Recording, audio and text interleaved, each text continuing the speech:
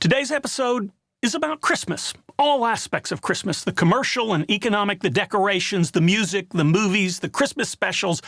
Oh, and what all of those want you to believe that Christmas is really all about. And then a suggestion, one simple suggestion as to how to, in the midst of all of this, maybe how you can turn your attention back to the story of Christmas, the real, undoctored, original story of Christmas, and maybe in the process, make the world a better place as well. Welcome to the Sky Pilot podcast that explores questions of faith, spirituality, and religion. I'm Dan Matthews, and I don't have all the answers, but I do enjoy the questions. Welcome to the podcast where every question is an invitation into a spiritual quest, and you're invited along for the journey. Hi, I'm Dan. This is Quark, and we're your co-pilots on today's spiritual adventure. Let's blast off. Now, in case you hadn't noticed, Christmas season is here and has been here in the secular shopping sense for some time. I was walking through a store 10 days before Thanksgiving and a Christmas carol was playing over the sound system. Now, my grandchildren will probably get to be my age and they will certainly, I imagine, wind up complaining that Christmas carols never used to be played before Labor Day.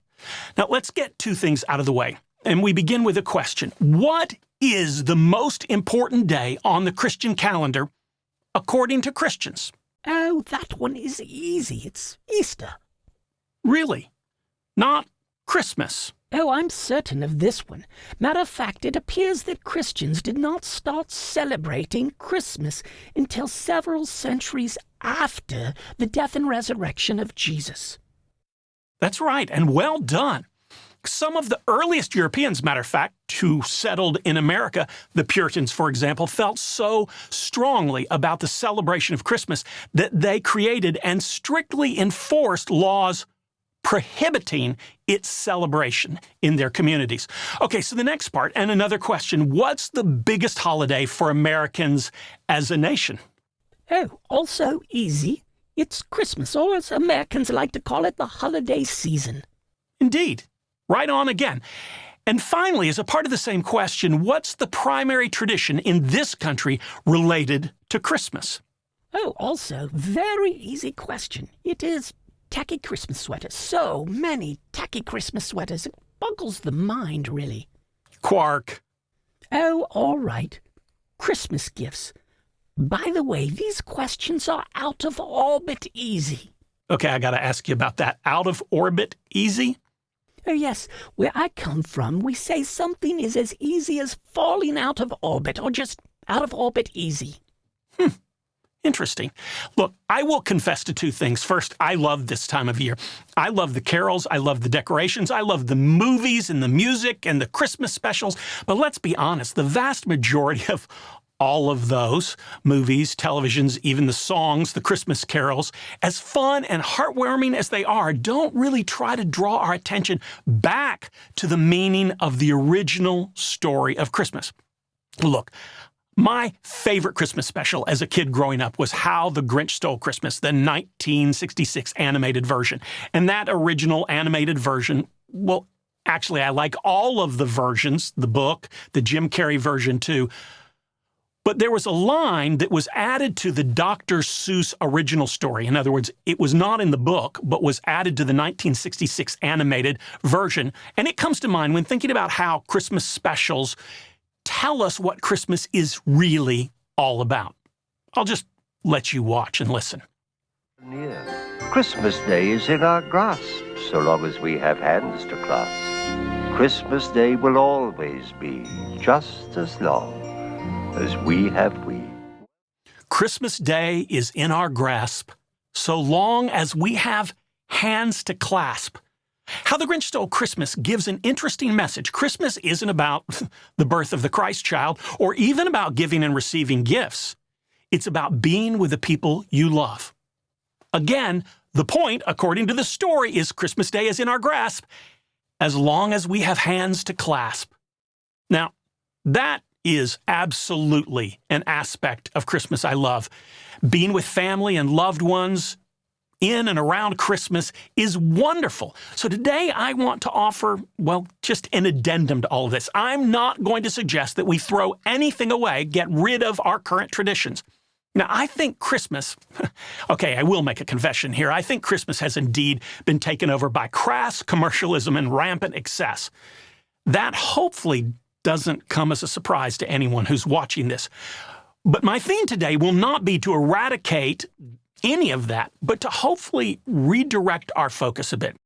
You know, while we still participate in all of those things that we enjoy. Are you sure you're not going to be taking away anything? No, I'm not, in truth. And this isn't a judgment of society as much as, well, it's a confession.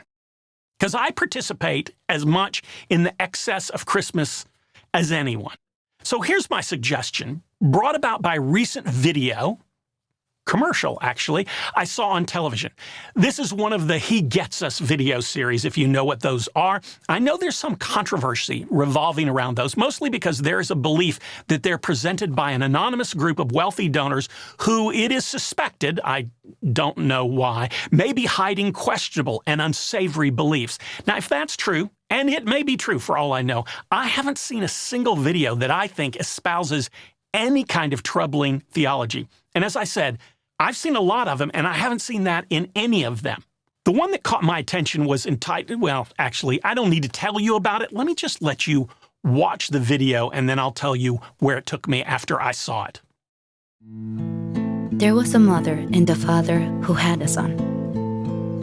They lived in a small village and didn't have much money, but they were happy. One day, they heard the head of their country was sending soldiers to their town because he thought they were part of an insurrection. The young family decided to flee. They grabbed only what they could carry and ran. They hiked for days, wondering if soldiers might still be following them. They were scared, hungry, and exhausted. But they were far away from the atrocities taking place in Bethlehem. That's all Mary and Joseph wanted, a safe place to call home. First, that is really well done. That is the story of Jesus and his birth, the real unvarnished story, not the sanitized Hallmark version that's often told to us in Christmas carols or in other Christmas specials. So here's my suggestion. To make the world a better place and remind ourselves of the story of Christmas, Jesus was born, as the song goes, without a place to lay his head. His family was homeless. At least at that moment they were. His family fled from persecution. They were refugees. As the video said, they were scared, hungry, and exhausted. They must have felt alone and frightened, not knowing where they would be safe and where their next meal would come from or where they would find a safe place to lay their head. Here's my suggestion. When Christmas is over, add up all that you've spent on yourself, your family, your friends, and tithe that to some organization who helps people like Jesus and his family.